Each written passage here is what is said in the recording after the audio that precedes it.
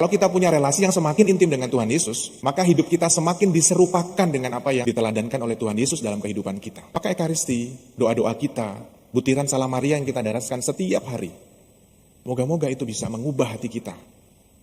Maka kalau dalam Mazmur kan dikatakan ya, cairkanlah hatiku yang beku, dan bimbinglah aku di jalanmu. Kita memohon supaya hati kita pun juga dicairkan. Hati kita pun juga dilunakkan. Dan disitulah jelas bahwa kita akan mengalami yang namanya akulah roti hidup. Kalau Ekaristi, doa-doa kita, ibadat-ibadat yang kita lakukan setiap hari, apapun itu jenisnya, kalau sampai tidak mengubah kehidupan kita, kita mesti bertanya, ada apa dengan diriku? Atau jangan-jangan seperti yang di awal, kita hanya puas dengan hal-hal yang bersifat duniawi, dengan hal-hal yang bersifat sementara, atau bahkan hal-hal yang bersifat ilahi, tampaknya ilahi, tetapi jangan-jangan itu hanya sekedar lewat, dan hanya sekedar ritual dalam kehidupan kita. Perayaan Ekaristi akan dipimpin oleh Pastor Stefanus Tino Dwi Prasetyo. Marilah kita awali perayaan Ekaristi dengan Kudus, amin. Rahmat Tuhan kita Yesus Kristus, cinta kasih Allah dan persekutuan dengan Roh Kudus bersamamu. Dan bersama rohmu. Ibu dan Bapak, saudari-saudara, suster, frater, dan teman-teman muda serta anak-anakku yang terkasih. Hari ini adalah hari Rabu Pekan Paskah yang ketiga. Kita bersama-sama hadir pada kesempatan Ekaristi pagi ini, mengucap syukur atas segala rahmat anugerah Tuhan di dalam kehidupan kita. Kendati kita pun juga membawa segala macam wujud-wujud pribadi kita, wujud-wujud keluarga kita, dan komunitas kita. Mari mengawal Ekaristi kita pada pagi hari ini, kita datang kepada Tuhan memohon ampun atas segala dosa dan kelemahan kita, agar kita layak dan pantas merayakan misteri suci ini. Suster, frater, ibu dan bapak, saudara-saudariku, saya memulainya dengan sebuah pertanyaan. Dan ini yang juga saya tanyakan dalam diri saya. Apa yang paling memuaskan di dalam kehidupan kita, Anda dan saya? Atau mungkin bisa dibalik frasenya ya.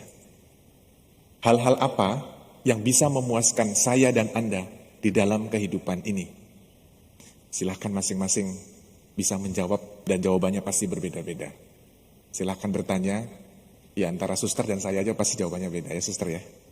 Apa yang paling memuaskan ya dalam kehidupan bagi saya, bagi Anda? Macam-macam jawabannya, entah ya saya paling puas kalau misalnya keinginan saya tercapai Romo misalnya ya. Pengen A, B, C. A, B, C juga macam-macam ya. Kepengen punya rumah ya, apalagi yang baru nikah misalnya. Kepengen punya, macam-macam ya. Pengen punya anak, atau masing-masing kita punya orientasi dan punya bayangannya sendiri-sendiri. Kalau saya masih ingat, Bapak Kardinal itu membedakan antara senang atau bahagia, senang atau sukacita. Menarik bagi saya, ini menjadi suatu refleksi sederhana, tetapi bagi saya ini sangat mendalam sekali. Kalau dikatakan itu senang, itu biasanya sifatnya sangat sementara dan sifatnya sangat eksternal, berada di luar diri kita. Misalnya, saya senang makan bakso misalnya. Baksonya habis, senangnya hilang. Itu contoh. Jadi sesuatu yang sangat eksternal, yang berada di luar diri kita dan tidak bertahan lama. Tetapi kalau bahagia, sukacita, itu ada di dalam hati kita dan itu melekat. Nah, kembali ke pertanyaan pertama saya, hal-hal apa yang membuat kita puas di dalam hidup? Sebagaimana yang kita tahu sebagai seorang manusia, ya, kita diciptakan sebagai manusia. Orang bilang manusia tuh nggak ada pernah puasnya. Dikasih satu, minta dua, ya. Orang ada ungkapan yang mengatakan apa? Dikasih hati minta jantung, ya kan?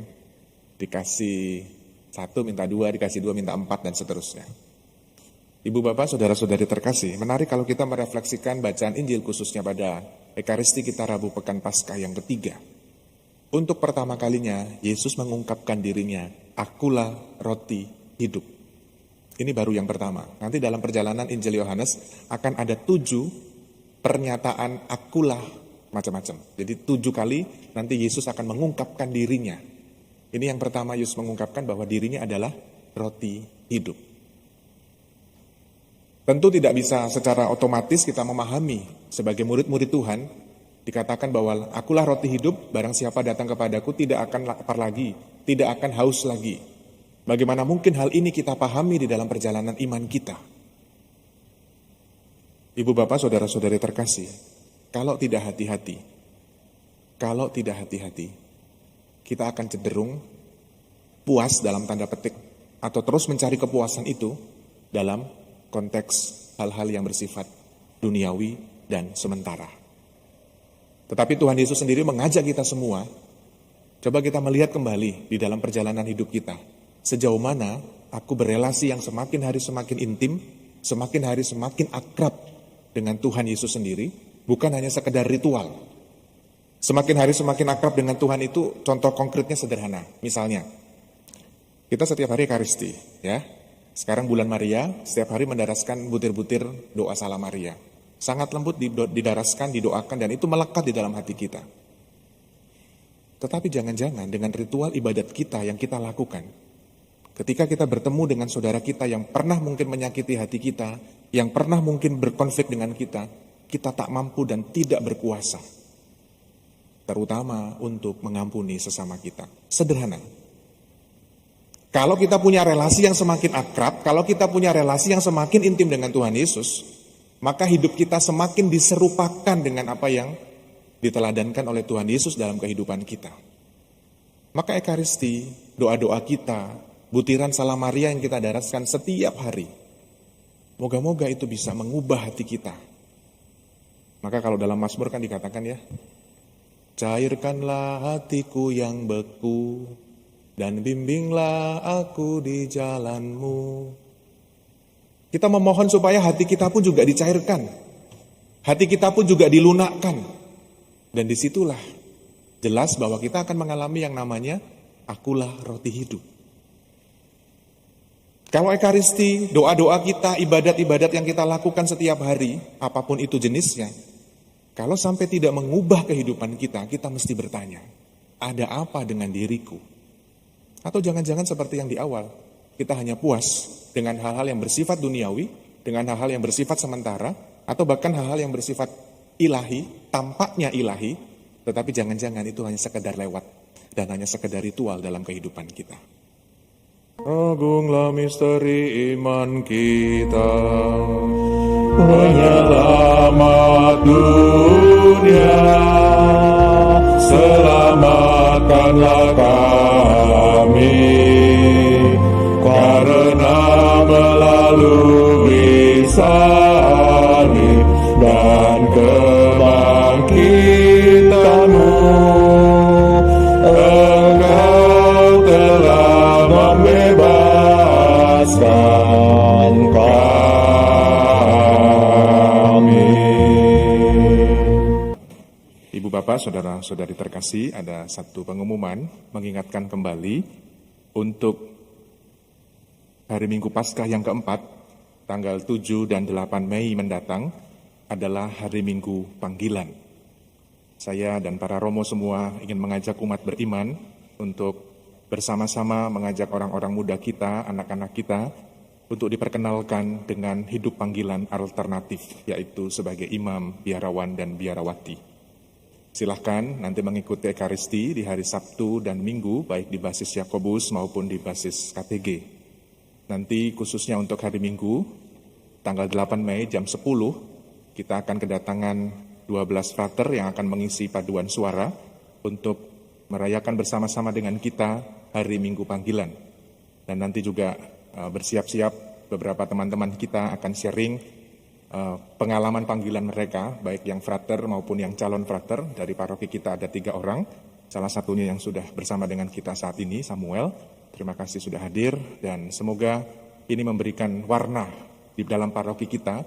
Bukan tidak mungkin, tetapi sungguh-sungguh kita mohon panggilan hidup alternatif inilah yang memberikan kita wajah-wajah baru di dalam gereja kita, dan tradisi gereja kita akan terus hidup dan berkembang dengan adanya calon-calon baru sebagai imam, biarawan, dan biarawati. Semoga itu sungguh-sungguh membantu kita dan mohon umat sekalian bisa mengajak orang-orang muda dan juga Anda semua diundang untuk mengikuti Ekaristi di hari Minggu Paskah yang keempat, hari Minggu Panggilan. Terima kasih untuk kebersamaan kita dalam Ekaristi kita pada pagi hari ini. Terima kasih seluruh petugas liturgi, lektoris, prodiakon, tatib, pastior, pastor, dan juga kita semua yang hadir dalam Ekaristi pada pagi hari ini. Mari kita akhiri ibadah kita dengan memohon berkat Tuhan. Tuhan bersamamu dan bersama rohmu. Semoga kita semua, orang-orang yang kita doakan, keluarga-keluarga kita dan komunitas kita senantiasa dilindungi, dibimbing dan diteguhkan oleh berkat Allah yang Maha Kuasa, Bapa dan Putra dan Roh Kudus. Amin. Amin. Saudari-saudaraku terkasih, pergilah, misa sudah selesai. Aleluya, aleluya. Syukur kepada Allah. Aleluya, aleluya.